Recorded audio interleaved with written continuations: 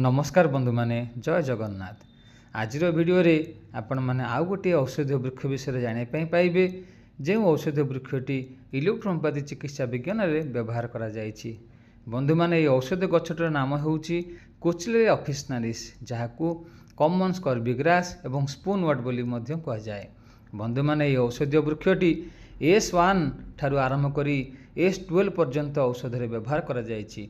आपण मान देखि पारुथिबे एई औषध गछटीर छोट थिबा अवस्था एवं ए वीडियोर आरंभ रे मध्य यार बढ़िथिबा समय मध्य फोटोटी दिया जायछि।